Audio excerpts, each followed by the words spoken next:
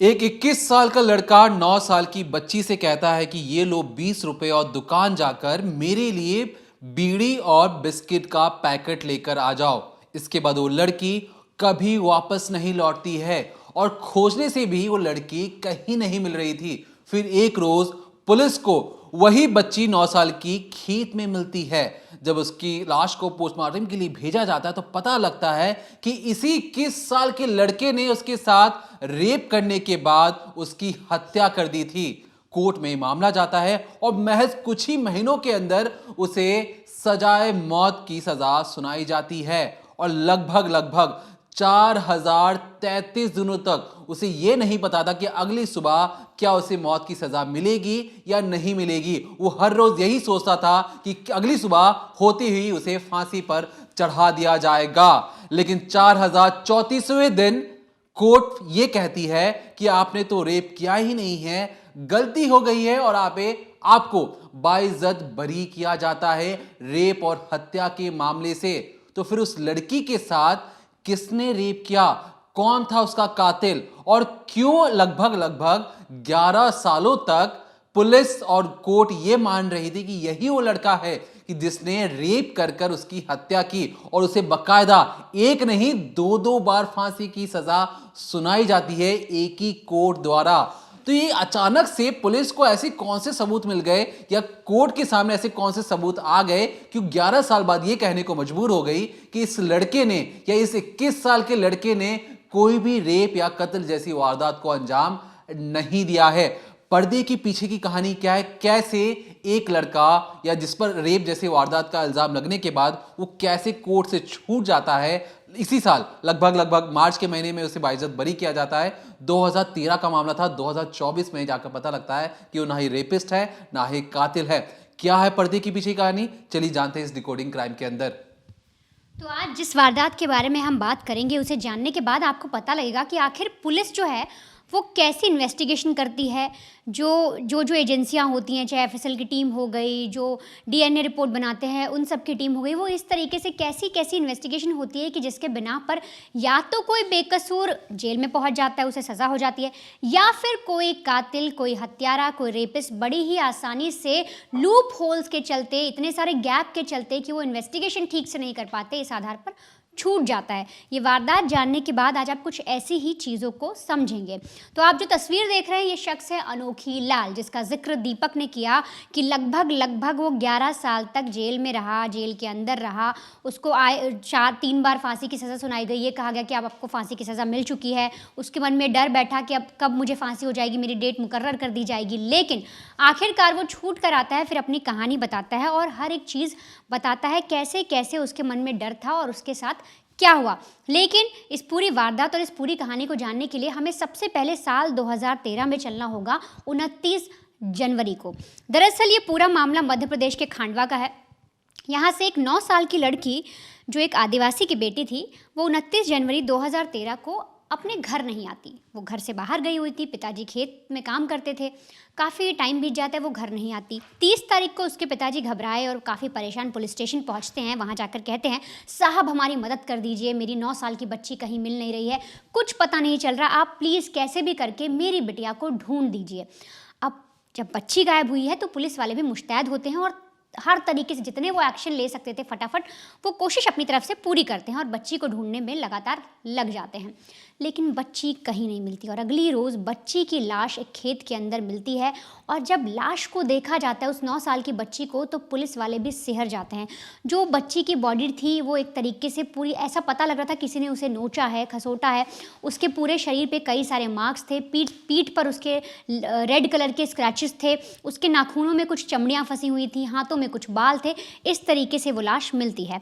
अब पुलिस को जब लाश मिलती है तो उन्हें लगता है कि हो ना हो इस बच्ची के साथ रेप जैसी घिनौनी वारदात को अंजाम दिया गया है। और तो और पुलिस वाले जब क्राइम ऑफ सीन देखते हैं तो वहाँ पर उन्हें कुछ चीज़ें मिलती हैं जिनकी वो तस्वीरें भी लेते हैं। वहाँ पर पुलिस को एक मैच बॉक्स मिलता है, यानी माचिस की जो डिब्बी होती है, एक बिस्किट का पैकेट मिलता है और 5 रुपए का सिक्का मिलता है। और साथ ही साथ जो मैंने आपको बताया कि बच्ची के जो हाथ थे उसमें 8 जो बाल होते हैं किसी शख्स के, उस एक शख्स के जो बाल हैं वो मिलते हैं, 8 स्ट्रैंड्स मिलते हैं, यानी 8 जो हैं वो बाल मिलते हैं उस बच्ची के हाथ में। साथ ही साथ और भी कई सारी चीज़ें होती हैं जिनके लिए पुलिस जो है इन्वेस्टिगेशन टीम बुलाती है, एफएसएल की टीम आती है, फॉरेंसिक टीम आकर सारी जांच करती है कि आखिर जो बच्ची जिस जगह पर मिली वहाँ पर क्या ऐसे कोई एविडेंस हमें मिल सकते हैं। लेकिन पहली नज़र में पूरा मामला लग रहा था कि बच्ची के साथ रेप किया गया और फिर उसकी हत्या कर दी गई, और हत्या करने के पीछे भी जो पुलिस ने कारण बताया था वो बताया था कि उसकी गला दबाकर हत्या की गई। अब पुलिस तहकीकात करती है आसपास के एरिया में, जिस जगह पर बच्ची की लाश मिली वहाँ पर जितनी महिलाएं खेतों में काम करती थी, पुरुष खेतों में काम करते थे और जितने भी लोग काम करते थे उन सबसे पूछताछ करती है। तो एक महिला कीर्तिबाई जिसका नाम था, वो पुलिस को बताती है कि साहब हमने एक शख्स जो यहीं पास में रहता है अनोखी लाल, उसके साथ हमने देखा था ये बच्ची को जाते हुए। अब पुलिस तारीख वगैरह भी पूछती है तो महिला बताती है कि हमने देखा था ये बच्ची को लेकर जा रहा था, तो हो सकता है यही हो। अब पुलिस की रडार में सबसे पहले यही शख्स आता है जिसका हम बार बार जिक्र कर रहे हैं, अनोखी लाल। पुलिस को लगता है हो ना हो अपराधी यही है, इसी ने कुछ ना कुछ किया है क्योंकि बच्ची के साथ ये देखा गया। अब अनोखी लाल के लिए जो है सर्च वारंट या यूँ कहें कि उसको ढूंढने की जो पूरी तफ्तीश है वो शुरू हो जाती है। साथ ही साथ पुलिस वाले 10,000 का इनाम रख देते हैं, ये अनाउंस करते हैं कि जो भी हमें पता बताएगा अनोखी लाल का कि वो कहाँ पर है और कहाँ रहता है या किसी ने कहीं देखा उसे, तो हम उसे 10,000 रुपये देंगे।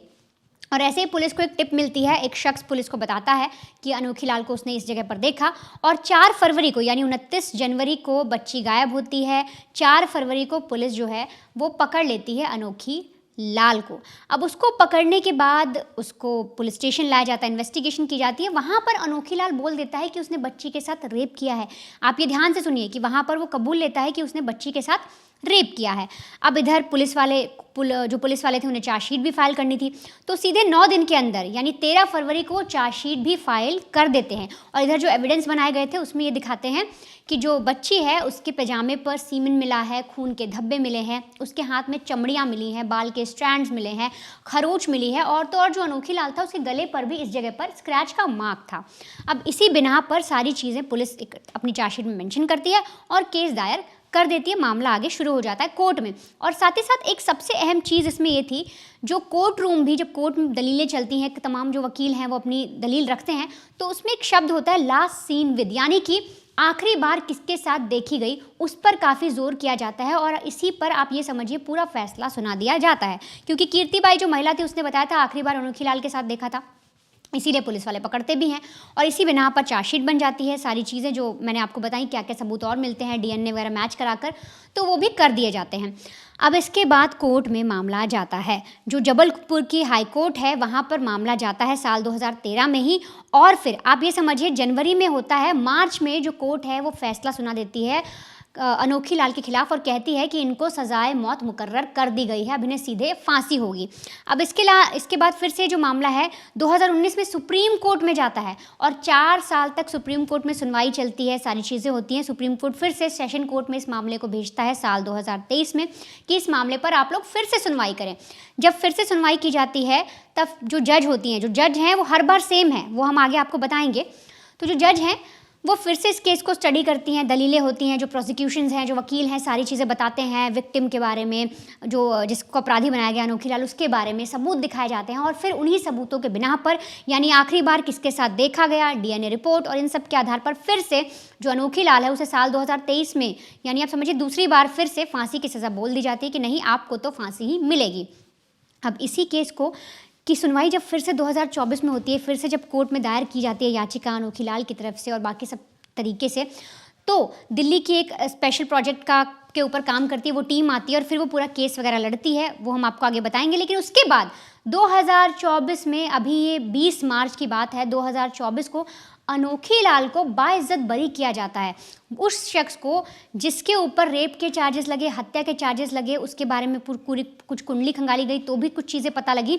और तो और जब पेरेंट्स से पुलिस वालों ने बात की तो उन्होंने बताया था कि जो अनोखी लाल है उसने हमारे बच्चे को बीड़ी लाने के लिए भेजा था। उसने कहा था कि बेटा 20 रुपये लो और बीड़ी लेकर ले आओ। तो जो पुलिस किस बिना पर या कोर्ट ने किस बिना पर उन्हें छोड़ दिया, क्योंकि जब बेटी की मेरे लाश मिलती है तो वहाँ पर 5 रुपये का सिक्का मिला, मैच बॉक्स मिला, बिस्किट के पैकेट मिले और तो और उसने खुद बोला भी है कि उसने रेप किया है, तो किस तरह से वो बच गया। और जब अनोखी लाल का बैकग्राउंड देखा गया तो वो भी कुछ ऐसा ही है। अब यहाँ पर कोर्ट ने तो अनोखी लाल को छोड़ दिया, 2 बार उसे फांसी कैसे सुनाई, तीसरी बार बोल दिया कि आप बाइज्जत बरी हैं।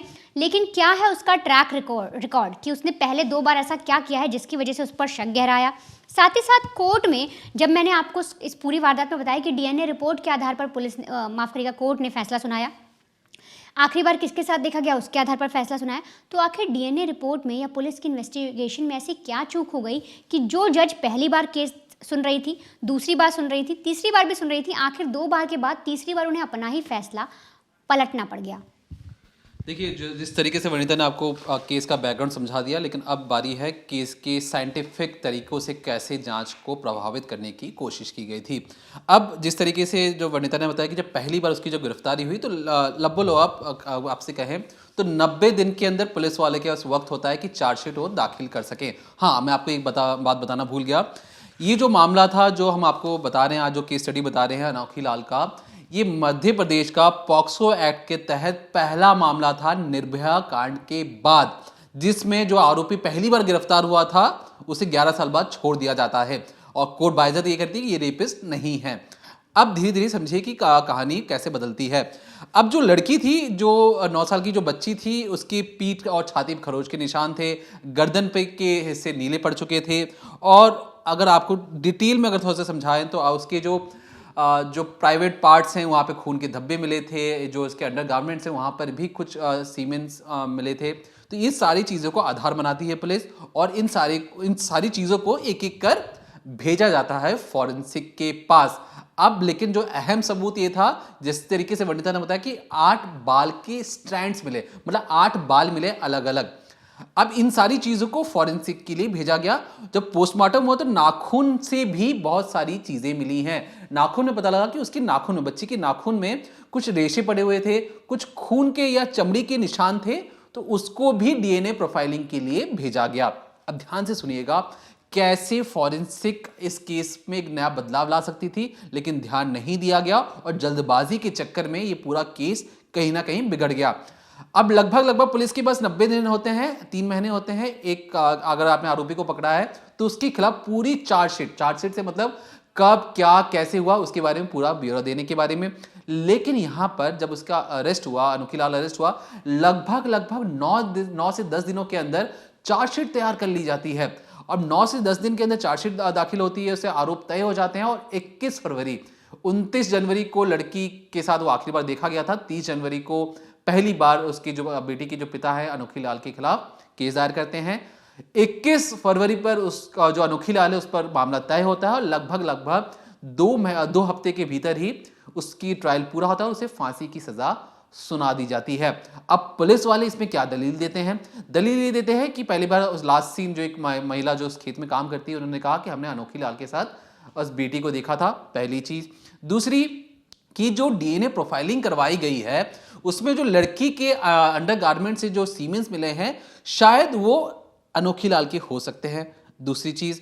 तीसरी, जो ये आदतन अपराधी है, आदतन अपराधी से कहने का मतलब पुलिस ने ये सारी चीजें बताई कि 2010 में जब अनोखी लाल को जब अब अरेस्ट किया गया 2013 में, तो 2010 में भी जब वो नाबालिग था तब भी उस पर एक नाबालिग के साथ दुष्कर्म करने का आरोप लगा था, जिसमें धारा 377 के तहत उसी इलाके में उसके खिलाफ एक केस चला, जिसमें उसे 6 महीने की सजा और 1000 रुपए की सजा सुनाई गई थी।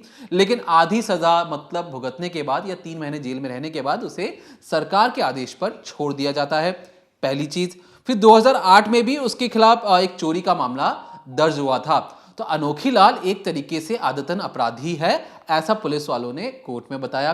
कोर्ट में यह भी बताया गया कि देखिए, जो अनोखी लाल है, जब हम उससे पुलिसिया पूछताछ कर रहे थे तो उसने कबूला है, और उसी के निशानदेही पर बच्ची की लाश की शिनाख्त की जा चुकी है कि देखिए उस बच्ची के साथ उसने कहां दुष्कर्म किया है।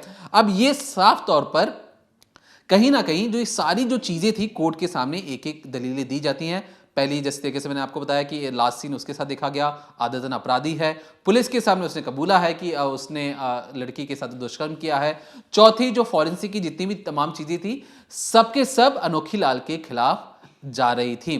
2013 का मामला था ये। 2013 के बाद ये मामला जबलपुर मध्य प्रदेश का हाई कोर्ट में जाता है और वहां से भी इसे कहा जाता है कि ये जो फांसी की जो सजा है ये बिल्कुल सही है और इसे ही फांसी की सजा बरकरार रहनी चाहिए।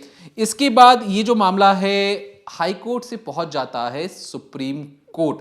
अब सुप्रीम कोर्ट 2019 में, 2013 का मामला था, 6 साल बीत जाते हैं इस कानूनी लड़ाई में और निचली अदालत हाई कोर्ट दोनों कहते हैं कि भैया इन्हें फांसी की सजा मिलनी ही चाहिए। जब सुप्रीम कोर्ट मैटर जाता है तो सुप्रीम कोर्ट ये कहती है कि देखिए जो अनोखी लाल है उन्हें ठीक तरीके से जो उनके लिए जो लड़ते हैं, जो उनके जो वकील लड़ते हैं, उन्हें ठीक तरीके से उनकी पैरवी हुई नहीं है, तो इनको एक अच्छी लीगल एड मतलब सरकारी खर्चे पे एक अच्छा वकील मिले जो इनकी पैरवी फिर से निचली अदालत में कर सके। तो सुप्रीम कोर्ट मैटर जाने के बाद ये केस दोबारा से खंडवा वाले उसी निचली अदालत में आ जाता है। लगभग 2023 का ये साल था। तो 2023 में फिर से सरकारी खर्चे पर इस पूरे जांच को किया जाता है और सरकारी वकील आते हैं, लेकिन फिर भी सोल्यूशन या कहें जो रिजल्ट निकलता है वो ये निकलता है कि खंडवा की जो कोर्ट थी वो कहती है कि नहीं, इसे फिर से फांसी की सजा मुकर्रर की जाती है। तो पहली बार निचली अदालत फिर हाई कोर्ट दोनों ने कहा कि ठीक है इसे फांसी की मिले। सुप्रीम कोर्ट ये मैटर अपने सरकारी खर्चे पे एक वकील दायर करके दोबारा नीचे भेजती है, फिर से फांसी की सजा मिल जाती है। तो इसलिए हम कह रहे हैं कि 3 बार, असल में 2 बार ही था, लेकिन तीसरी बार फिर से उसकी जो फांसी की सजा पर साइन कर दिया जाता है। इसके बाद ये मैटर जाता है जबलपुर के हाई कोर्ट में दूसरी बार। अब यहां से कहानी बदलती है।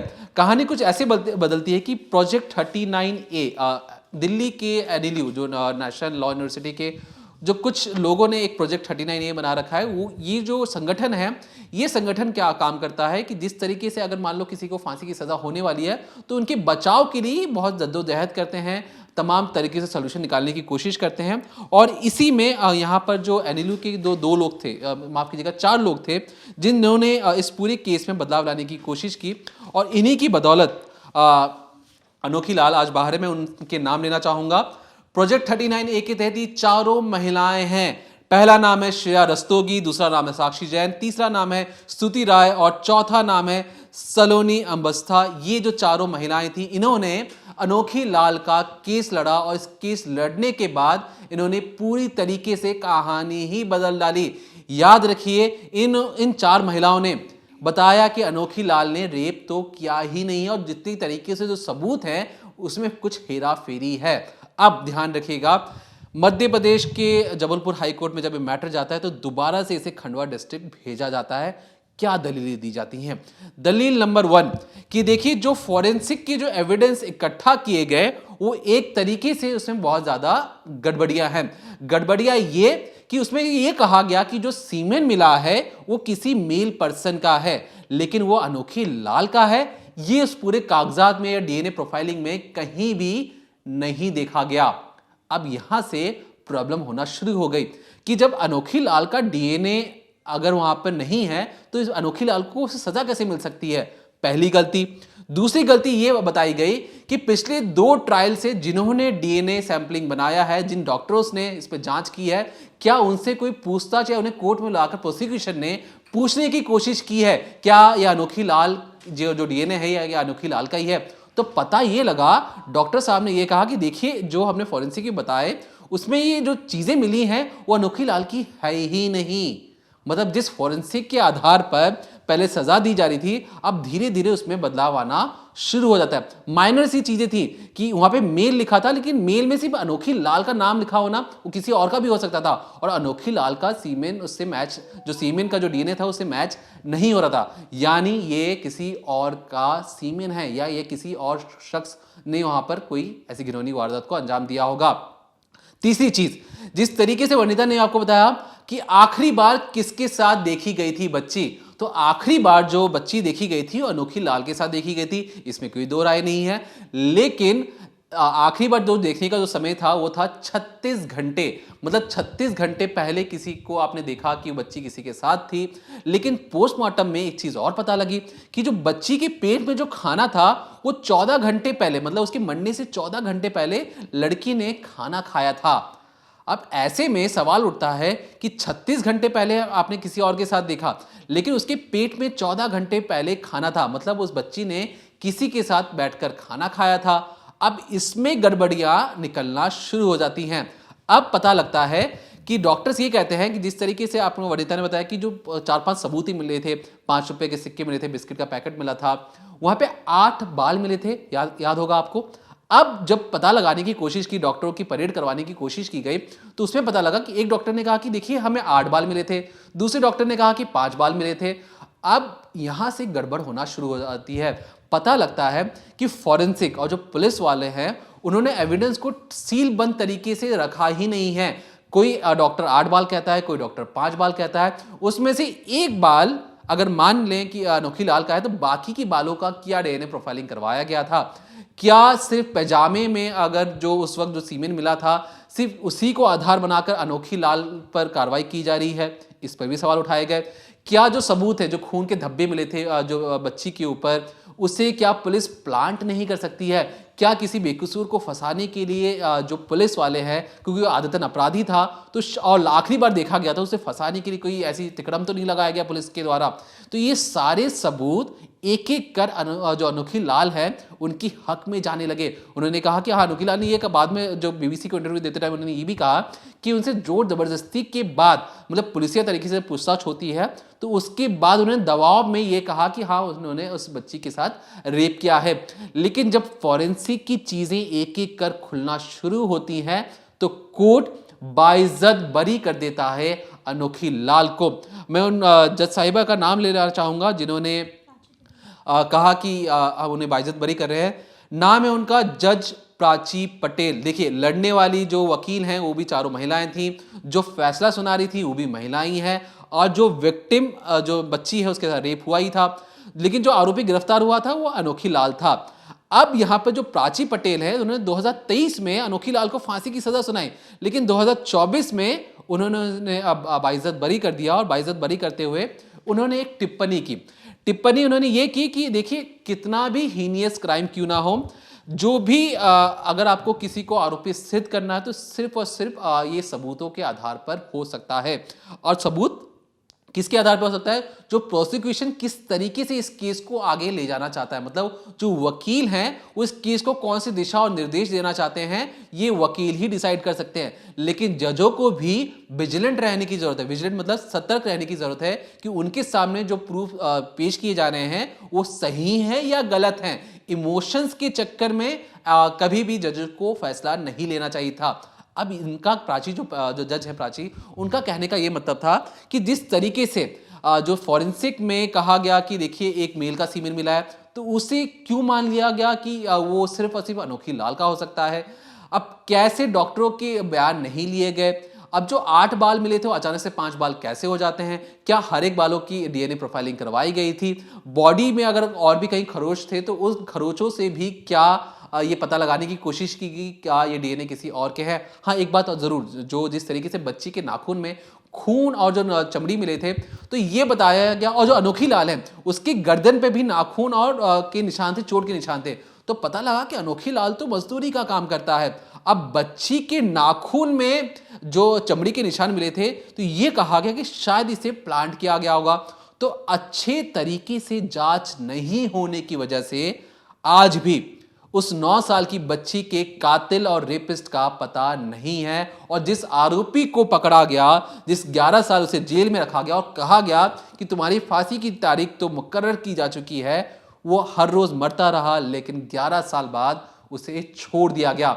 हाँ, ये बात जरूर है कि उसने 20 रुपए देकर बीड़ी और बिस्किट के पैकेट लाने भेजे थे, और जो लड़की है, लड़की के आसपास से 5 रुपए का सिक्का, बिस्किट के पैकेट और तमाम जो चीजें मिल रही थी, वो कहीं ना कहीं जो शक पैदा करने के लिए अनोखी लाल की तरफ इशारा कर रही थी। लेकिन जो फॉरेंसिक साइंस है और जिस तरीके से सबूतों को इकट्ठा किया गया, वो कहीं ना कहीं पुलिस की लापरवाही पर दिखाती है। और ये भी बताती है कि जिस तरीके से जो वकील हैं, वकील भी चाहे तो ऐसे छोटे मोटे जो लूप होल से उन्हें पकड़कर असली अपराधी तक समय रहते पहुंचा जा सकता था।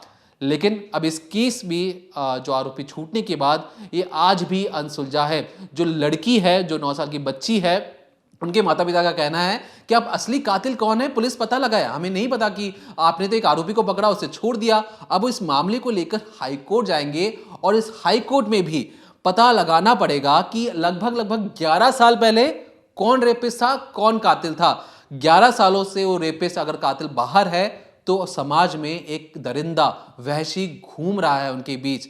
यस, पूरी केस में अगर आने वाले वक्त में जो भी नए अपडेट्स होंगे आप तक पहुंचाते रहेंगे। तब तक देखते रहिए क्राइम तक।